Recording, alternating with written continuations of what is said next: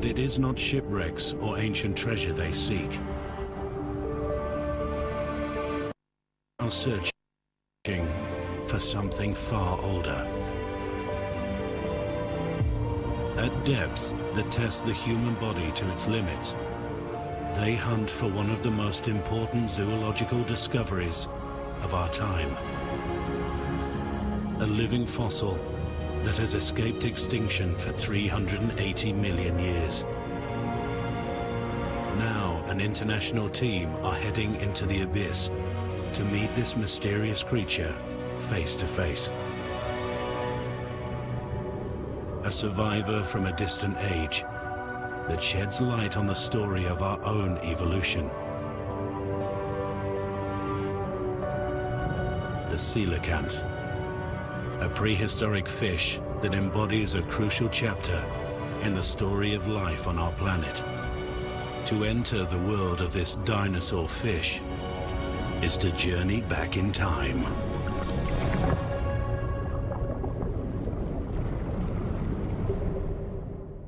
For nearly a century, the coelacanth has been the passion of scientists trying to understand the history and development of life on Earth. The fossils of these bizarre-looking fish have long been recognized as tantalizing evidence of a great evolutionary event. The day an aquatic creature first left the ocean to reach the open air and live on dry land. An event that millions of years later would lead to the birth of mankind. Believed to have been extinct for 65 million years, finding one of these fossilized fish alive would be like finding a living, breathing dinosaur. The fossil record shows that 500 million years ago, some soft-bodied animals developed spiny appendages that allowed them to take great evolutionary strides and conquer new territory. They formed the vertebrates, a family of animals which separated into two important branches around 380 million years ago. Some continued to evolve into the fish we know today, while others made the leap to dry land to gradually transform into amphibians, reptiles, birds, and mammals. The coelacanth appeared around the time of this major evolutionary junction. The coelacanth is the most important zoological discovery of the 20th century. It had been known to 19th century paleontologists for a very long time, and they'd already determined from fossils that with the bones in its pectoral and pelvic fins, it resembled a transitional form between an aquatic and a terrestrial animal. In 1938, a South African fishing boat made headlines around the world when it captured a live coelacanth. The fossil fish had suddenly come to life, and with it, the possibility of studying its strange anatomy, including fleshy fins that resemble limbs and a primitive set of lungs. In the 1950s, it created a frenzy among researchers. Captures of specimens for the laboratory increased, and scientists were able to examine these dead specimens for evidence of an evolutionary missing link. Studies conclusively determined that today's coelacanth is not the same creature that rose to the challenge of dry land. But research has shown that it is an ancestor of these animals, a distant forefather that has remained down in the depths, adapting itself to the abyss. In the stable environment of the deep sea, its appearance has changed very little in 380 million years, as if frozen in time. Face to face for the first time without the need for a submersible craft. In 2010, another of these rare encounters from a depth of 120 meters was photographed and shown to the world. This feat was accomplished by deep-sea photographer and biologist Laurent Balesta. The extraordinary quality of his photographs and expertise in deep-sea diving is now leading to even more ambitious coelacanth research. With a team of French and South African scientists, Laurent is now planning a new mission in South Africa. By using scuba diving equipment to get close to the coelacanths, the team aims to take DNA samples without harming them. to study their mysterious peduncle fins with a specially developed 3D camera. And finally, attempt to tag a live specimen so that its migration patterns can be tracked. It has taken Laurent 3 years to set up 6 weeks of deep-sea diving research. Paleontologist Gaël Clément is joining forces with him for the expedition. Together, they have developed a new camera system that will break down every movement of the coelacanth's fins. This custom-built design is heavy and cumbersome, and they will need to deftly operate it 120 meters below the surface without scaring the fish.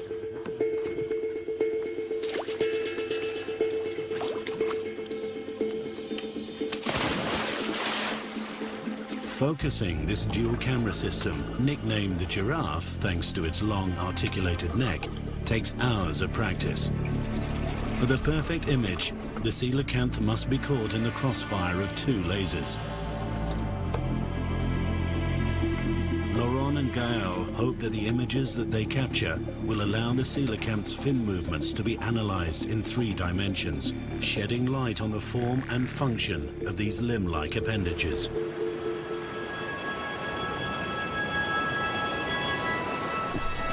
Laurent and his team are ready to attempt their first deep dive with the giraffe camera.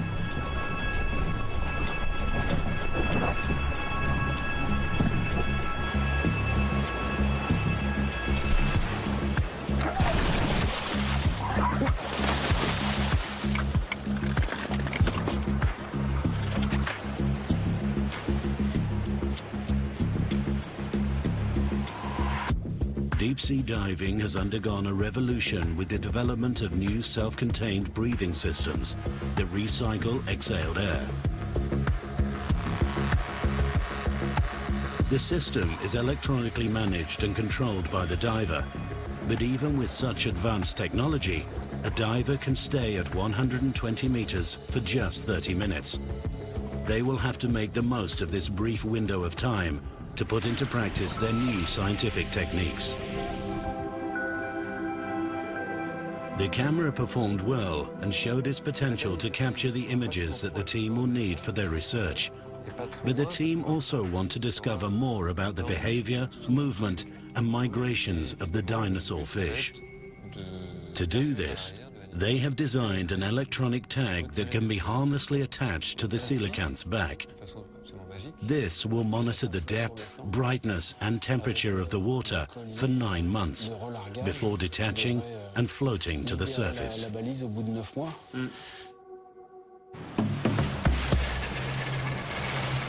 For over a decade, South African scientists have been sending down remotely operated vehicles to explore the Sodwana canyons in search of coelacanths. But using modern advances in scuba technology, Laurent aims to get much closer to their quarry and conduct experiments that even sophisticated robots are unable to perform.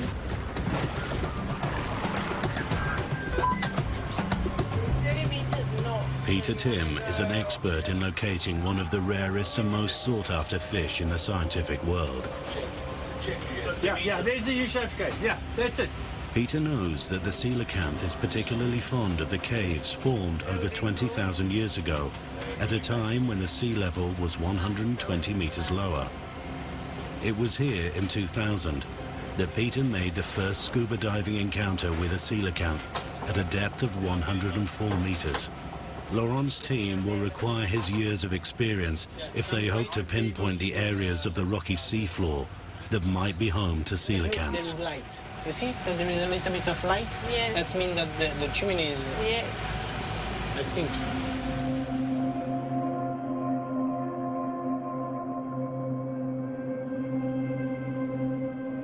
The canyon they will be exploring is gigantic. Hundreds of caves offer endless potential hiding places, and the team will have only limited time to investigate them.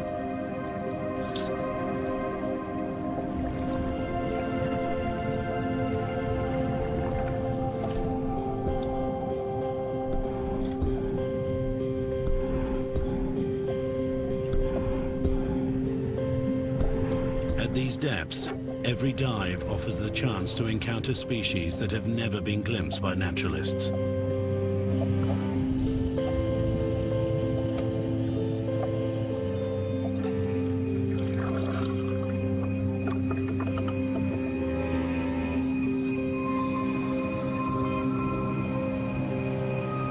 But the search for a coelacanth will have to take priority. Elsewhere in the world, in the Comores and in Indonesia, coelacanths live much deeper, at around 300 or 400 meters. At those depths, only robots and submersibles can be used to find them. But the Sodwana canyons of South Africa are the perfect opportunity to meet them face to face. Nowhere else do coelacanths rise to 120 meters, and scientists have never dived so deep. It's as if each has made an effort to meet the other.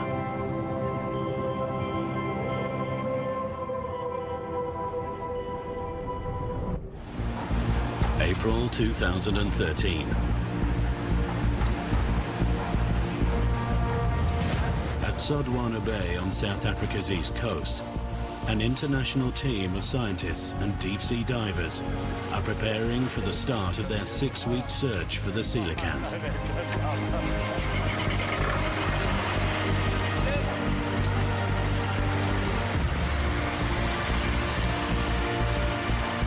Five divers are preparing to spend more than 4 hours underwater, 30 minutes of which will be more than 100 meters deep.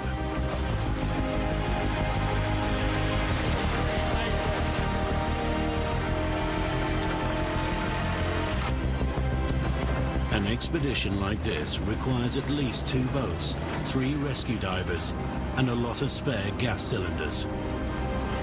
Even for experienced divers, diving to such depths is extremely dangerous. It requires meticulous preparation and absolute focus. Okay, Bob.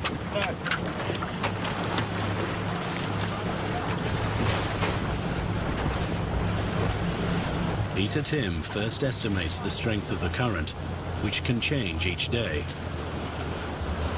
A buoy thrown overboard is monitored for 5 minutes by a GPS system. How long, Bob? 4 minutes. From these measurements, the speed of the surface currents can be calculated. Done 100 meters in 5 minutes. So there's very little current, but it's going that way. So we'll drift from the deep water going to the shallow. The shallow is that side. So we're on the other side of the canyon now. We're normally that side, we're this side now. But the current will take us to the shallow water.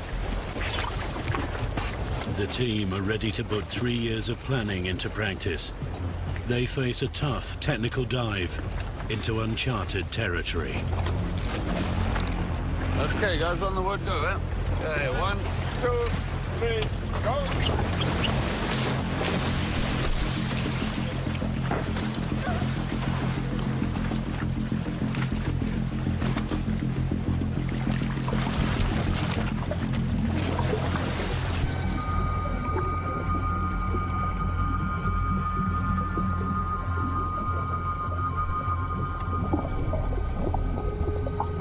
The 5 divers immediately begin their descent to avoid being carried away by the strong surface currents. Like astronauts landing on another planet, they enter a universe 1,000 times more dense than our atmosphere and with 10 times the pressure. It will take just 2 minutes to reach 100 meters, but 4.5 hours to safely return to the surface. Their breathing mixture is gradually enriched with helium to prevent a feeling of drunken euphoria known as nitrogen narcosis, a dangerous effect of the pressure that can lead to carelessness and fatal lapses in concentration. The team arrives at the canyon. It's a huge area that may be home to very few coelacanths, and every minute counts. The search begins. So the divers have just descended with their dual camera, the giraffe camera. to capture the coelacanths in motion. The purpose of these two high-resolution cameras is to study the subtlety and the complexity of the coelacanth's manner of swimming.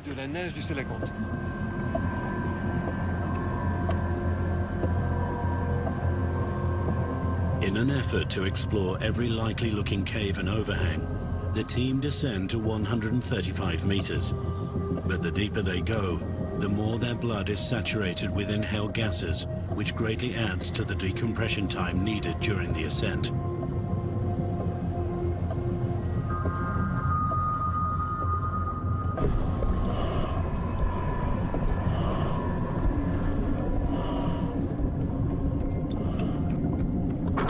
Laurent continues his search between 120 and 135 meters, and his efforts are finally rewarded.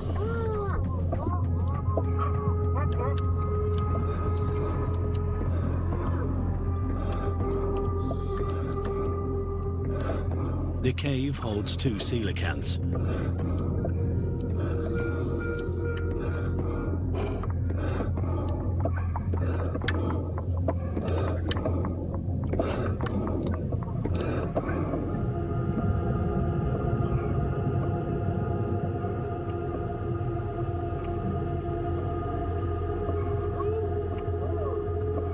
One emerges in a characteristic headstand posture.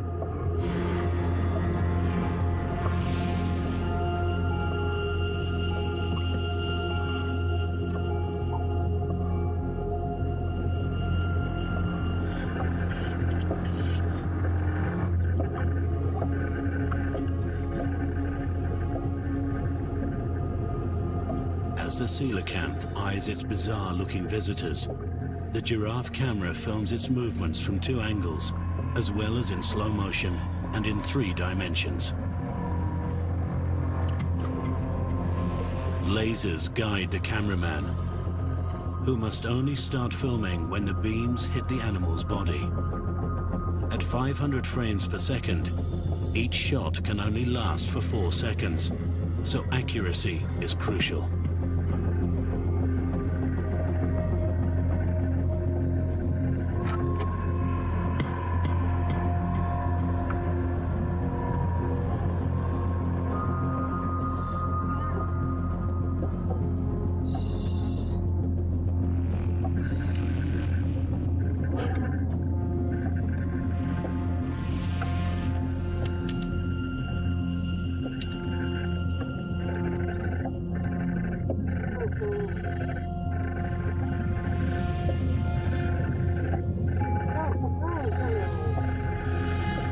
Lobe-like fins and tail of the coelacanth are in contrast to the fine rays of the more common ray-finned fishes, which make up the majority of fish species.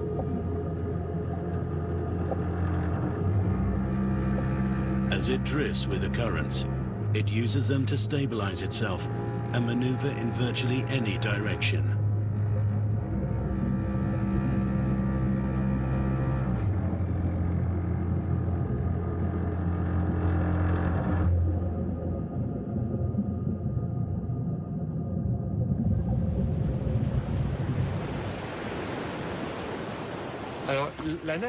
The coelacanth's manner of swimming is extraordinary.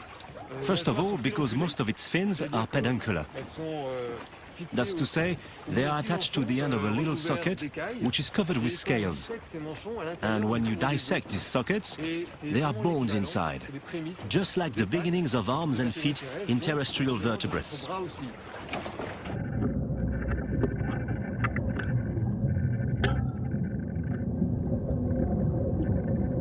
The coelacanth does not seem disturbed by the divers or the bright lights of the camera, but the team know they have limited time with it.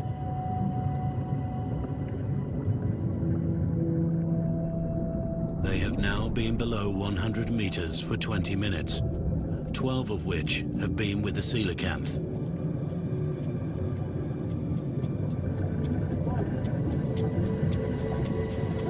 Just 6 additional minutes at such depth will add an extra hour to the time they need for decompression on their return to the surface.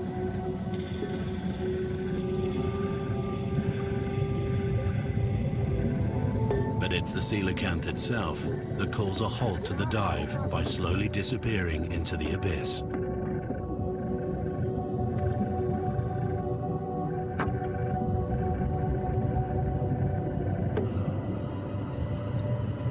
The divers send marker buoys rocketing to the surface, but they will have to follow much more slowly.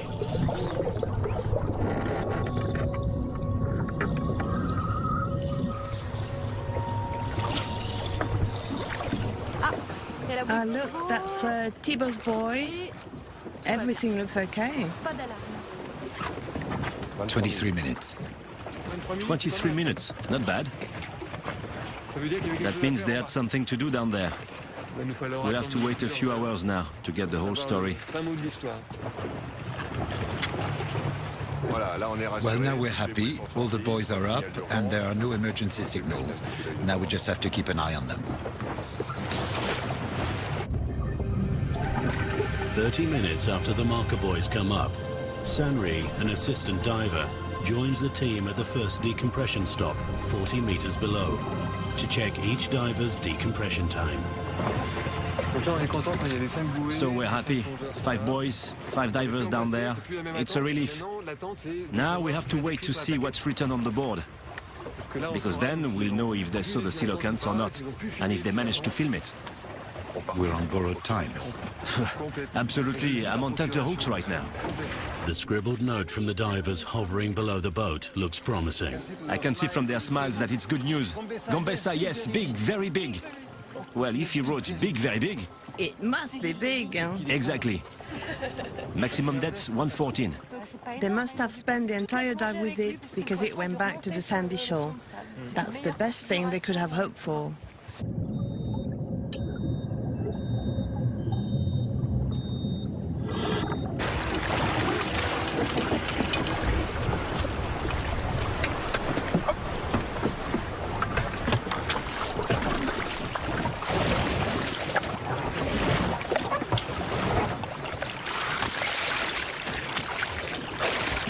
Well, to dive. It's so great to see it. In fact, I had it planned out. When you get in front of the cave, now I know at what depth you have to be to see it far enough ahead and still be 5 or 10 meters outside. So I arrived and I was well balanced. I still had my lamp shut off. I tried to get used to the darkness. I turned it down and then, boom! I saw 2 eyes there at the back. Back on dry land, the team examine the images from the giraffe camera. Marc Habin, an expert in vertebrate locomotion, joins Laurent and Gaël for the analysis. So, Yes, it's great. do you like our shots? They're great. Really clear. Really? Really clear, they're perfect. There you've got the entire animal, you've got the movement in one shot, and in the other shot you've got the movement for the same fin. Oh, that's great. There it looks like they work like oars. Right, like oars. And everyone was just focusing on the 2 pectoral and the 2 pelvic fins, since they were supposed to be the feet. The ancestors of our feet. But nobody ever looked at... The other 2 fins that are also peduncular. Yes, and apparently from what we can see here and in all the images Yannick has provided us with, they're the most active ones. The most active and the most flexible. The most mobile. It can really turn like a wrist in all directions. For a stationary analysis, it's perfect. Next, if we could really get a lateral view of the coelacanth... That's what we do now? In an ideal world, but it's not ideal in these conditions. Yes, especially at 120 meters. That'd certainly be great. Well, we'll go back tomorrow. The dance of the coelacanth.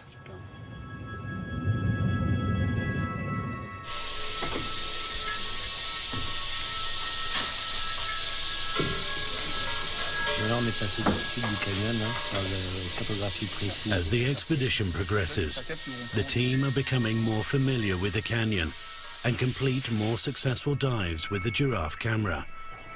But news has arrived that will move the expedition into a new phase. The authorities have granted the team permission to tag a coelacanth. Now, they just have to get close enough to the dinosaur fish to attach it.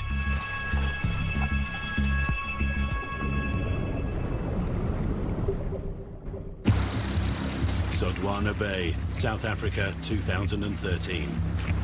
Laurent Balesta's team have been granted permission to tag a coelacanth. The data the tag will capture may shed light on the secretive life of these ancient fish. But first, they have to find one and get close enough to attach it.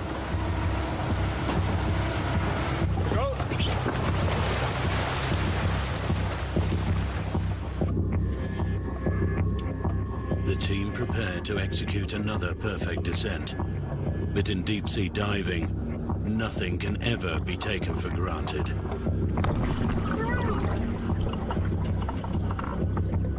This dive proves to be their most challenging so far. Some awkward maneuvering is not the perfect start, and their frustrations continue. When a coelacanth is finally located, it's not in the correct position for them to complete their experiments. We had to take DNA samples. We had to test whether the fish was willing to eat the bait we offered it. Plus, we had to use the giraffe. So, a lot of things to do. Too much protocol and too much underwater confusion. We didn't know whether to please the scientists or concentrate on the filming. We had so much to do, we didn't know what to think. As a result, we were disorganized. We didn't really take advantage of the few minutes we had on the bottom. And in the end, we ended up with a lot of decompression stops and not much to show for it. Not much in terms of scientific experiments or filming either.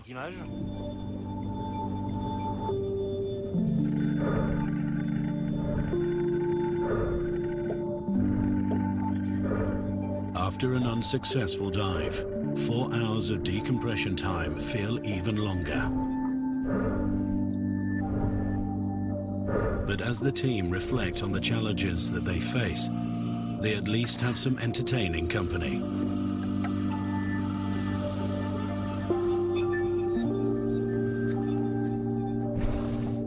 In this great oceanic desert, any floating object becomes a magnet for small creatures seeking food and shelter. As the hours pass, they attract more and more unusual visitors. A welcome distraction for tired, deflated divers.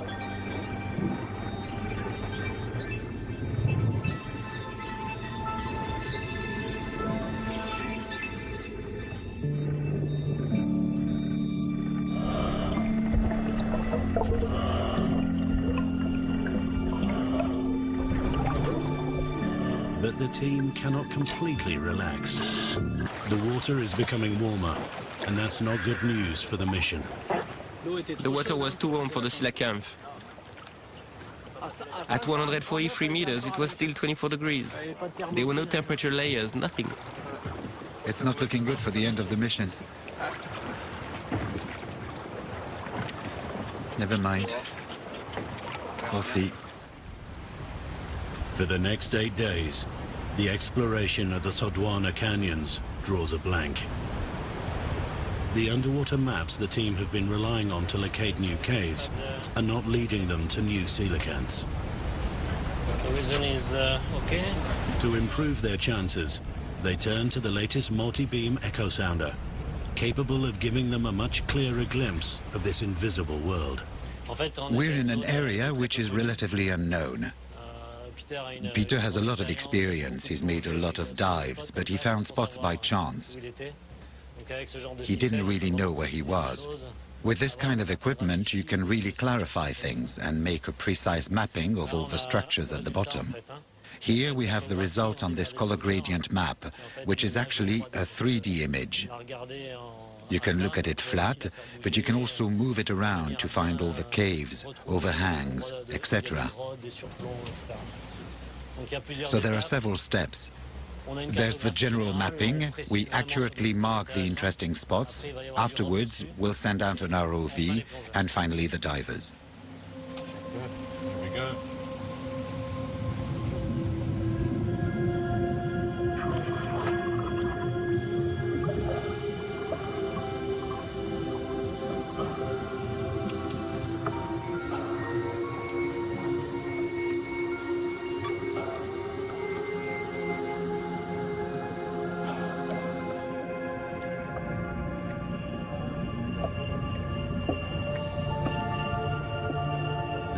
team's new approach helps them identify many new caves, but the coelacanths remain elusive. During the next 5 dives, Laurent and his team cover several kilometers of seabed.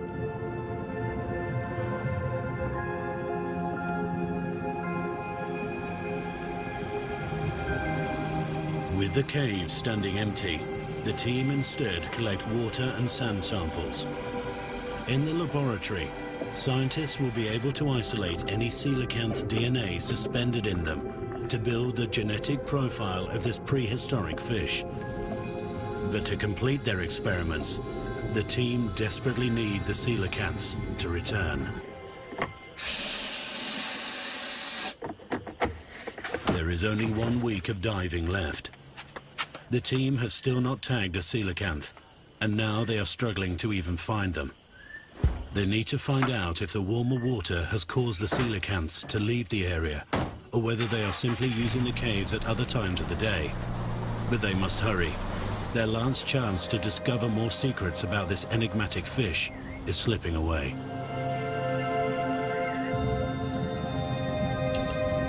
Laurent decides to attempt some covert coelacanth surveillance. A camera is installed in an underwater cave at a depth of 120 meters. For the next 5 days, it will take a picture every 10 minutes. If the spy camera reveals that the coelacanths are using the caves at specific times of the day, the team may be able to synchronize their diving schedule to the fish's routine.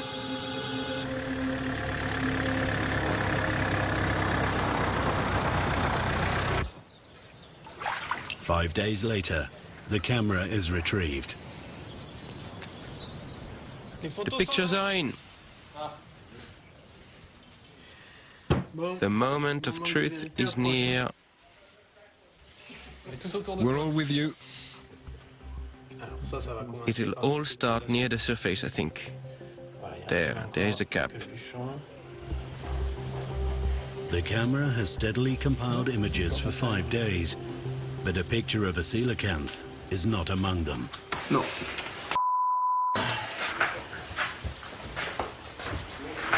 No coelacanths for 8 days. Theoretically, the water at 110 meters is too warm at the moment, 24 degrees, which is way too high for those depths. So we're waiting for changes to the underwater tides, so there will be colder water at the 110-meter level in the caves. But it's been 8 days, 8 days with no coelacanths. So it's very stressful waiting for the weather and currents to change. As the last dives of the expedition approach, the dinosaur fish has disappeared. Still needing to gather more crucial data, Laurent and his team are feeling the pressure.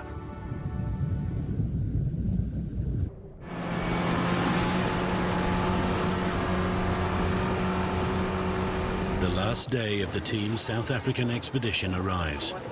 This will be the final dive. The previous day, the water temperature at 120 meters cooled to 20 degrees, an encouraging sign. The team will target an area of the canyon where the coelacanths were last seen. The tag has been activated. Laurent must hope he will get a chance to deploy it. This is it. If we can stop worrying and start concentrating, because there won't be a second chance. 1, 2, 3, go!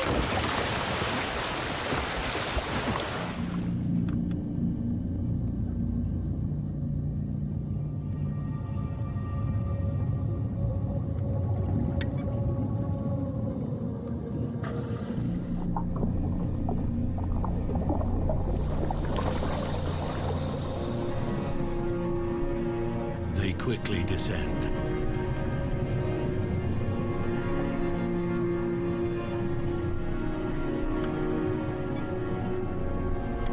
For 8 days, the coelacanth has eluded them. As they enter its twilight world for a final time, the team know that the next 30 minutes are critical to their success.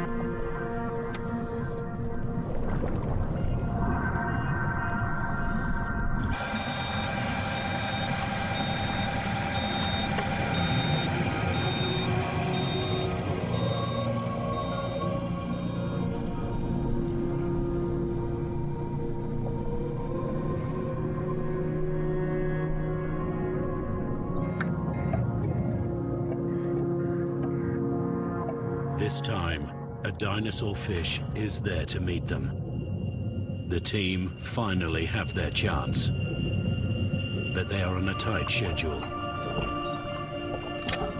There is just 30 minutes left to complete their scientific checklist and finally apply the tag. They begin by taking a DNA sample.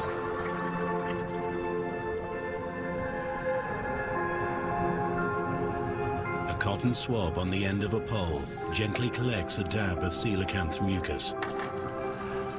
The team hope that genetic analysis will reveal the relationships between different populations of coelacanths.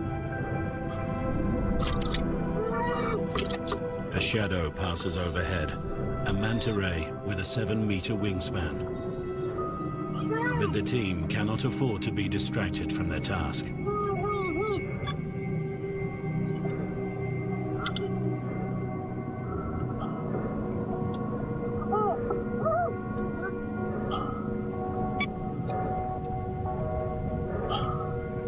As a coelacanth drifts out of its cave, the giraffe camera's lasers align to capture the perfect close-up and the twisting motion of its lobed fins.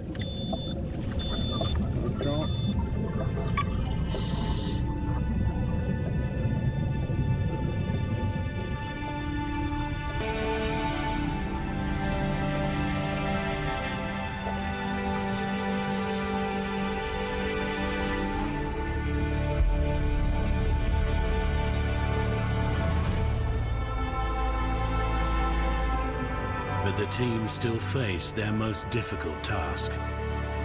This is the first time a diver has attempted to tag a coelacanth. It's a delicate operation. After a careful approach, Laurent slides the hook of the tag between its scales.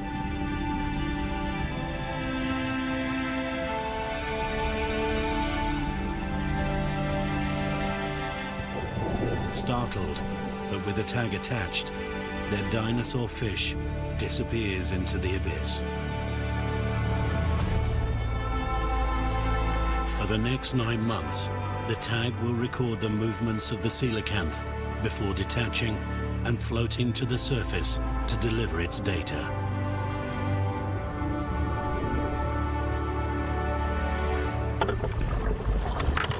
At the last gasp, Laurent and his team have achieved the expedition's final objective.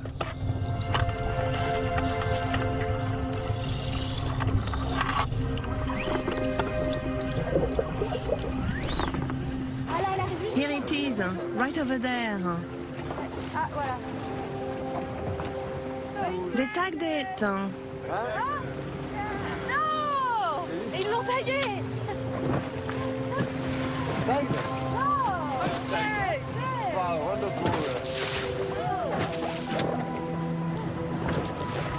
There was one coelacanth, and they tagged it.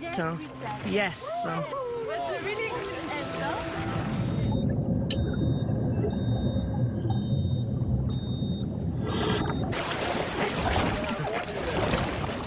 So there you go.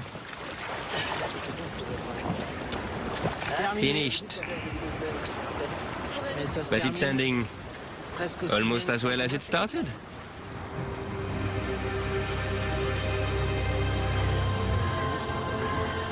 It will take months or even years for the researchers at the Museum of Natural History in Paris to analyze all the data accumulated during the 6-week expedition.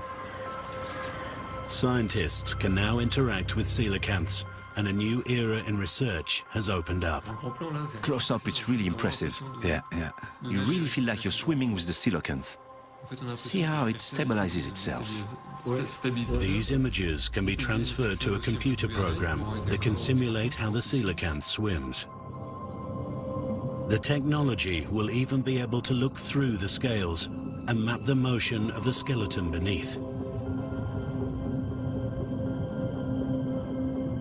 The complex mechanisms of the coelacanth's fin motion and synchronization will be revealed. It's a journey back through time, spanning 380 million years.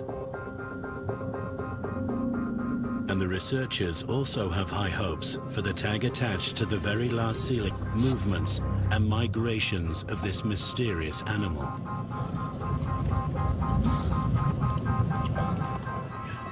To dive with the dinosaur fish was a childhood dream for Laurent Balesta. This challenging expedition into this extreme environment has fulfilled that dream and helped pave the way for an even deeper understanding of our oceans. Laurent and his team went in search of a legendary fish and found an entire ecosystem, a twilight parallel world just 100 meters from our own, where every second counts, but unforgettable encounters are still possible, and new discoveries could lie around any corner. In his quest for the coelacanth, Laurent Balesta also discovered and photographed 2 other fish previously unknown to science. A new world waits to be explored, in which more great discoveries seem only a matter of time.